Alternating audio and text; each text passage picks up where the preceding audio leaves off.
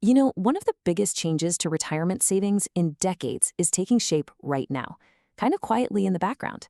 And it involves your 401k and a corner of Wall Street that, up until now, has been pretty much off limits to most of us. And this number, this is why Wall Street is paying attention.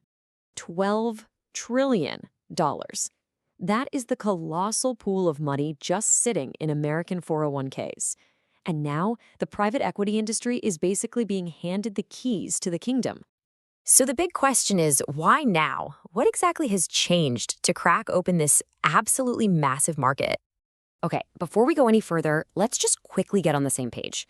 When we say private equity, we're talking about firms that invest in companies before they hit a public stock exchange. They buy them, they often try to reshape them, and the goal is to sell them for a big profit down the road. It is a totally different ballgame from the stocks you buy in a regular brokerage account. It really looks like a perfect storm of factors. First off, a recent executive order is clearing away a lot of the legal hurdles that used to keep these kinds of assets out of 401ks.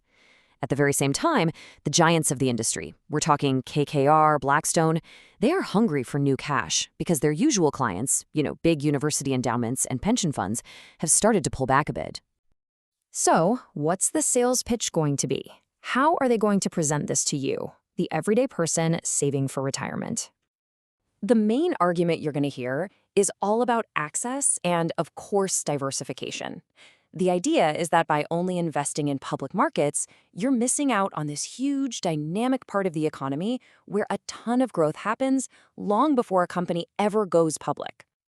And here is a wild number to back that up. The number of publicly traded companies in the US has actually been cut in half since the mid-90s. We've gone from over 8,000 companies you could invest in down to about 4,000 today. So the argument is your pool of public options has been shrinking. And here it is. This is the big, shiny number they want you to focus on. Historically, the average private equity fund has done better than the public markets, returning around 15% a year over the last decade. Compare that to 12% for the S&P 500. Now that extra 3% a year, well, that is a very tempting prize for any retirement account. But you knew this was coming, right? There is, of course, another side to the story. For investors, it gets complicated. There's a price tag here, and it is not always easy to see. The first thing you'll notice is the cost. It's way different. Your average target date fund might charge you, around 0.3% a year. Private equity, they often use what's called the 2 and 20 model. That means a 2% fee on your money every single year, plus they take a 20% cut of the profits. That is a much, much higher hurdle for your investment to clear just to break even. And this, right here, this is so important. That 15% average return we just saw, it hides a huge range. Look at this. The best private equity funds delivered amazing returns, but the worst ones, they actually lost money over 10 years. So unlike an S&P 500 index fund, where pretty much everyone gets the same return, here, everything depends on picking the right manager. And let me tell you, that is incredibly hard to do. Then you've got something called liquidity risk. It sounds technical, but it's a really simple idea. With public stocks, you can sell your shares pretty much any day the market's open. Private investments, totally different. They are designed to be locked up for years. Getting your money out when you want it can be really tough, maybe even impossible. And this isn't just some what-if scenario. It's real. Just a couple of years ago, a massive private real estate fund from Blackstone had to literally slam on the brakes and limit how much money investors could pull out because too many people wanted their cash back at the same time. It's a perfect example of what can happen when everyone rushes for the exit at once.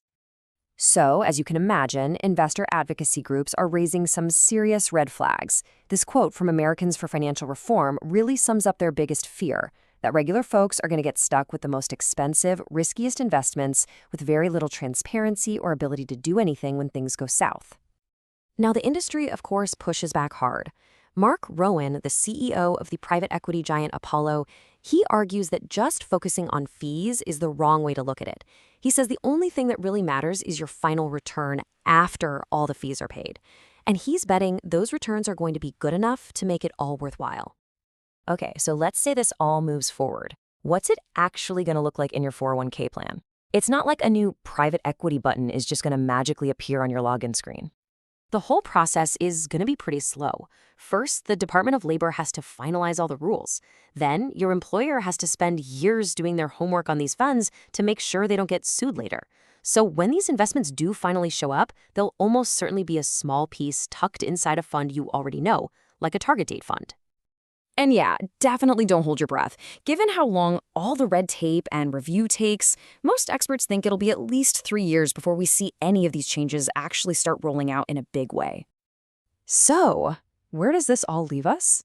We're basically standing on the edge of a fundamental new choice for retirement savers, and there are some really powerful arguments on both sides of the fence. And in the end, maybe it just comes down to choice. As this one analyst put it, and he's actually a guy who's pretty skeptical of private equity's recent performance. He says for people who are well-informed, who do their homework, it's always better to have more options, not less. Which really leaves us with the final $12 trillion question. You've got the potential for a real boost to your retirement, access to a whole different part of the economy. But it comes with a much higher price tag, a lot more risk, and the chance you can't get your money when you need it. So you have to ask yourself, is the reward really worth the gamble?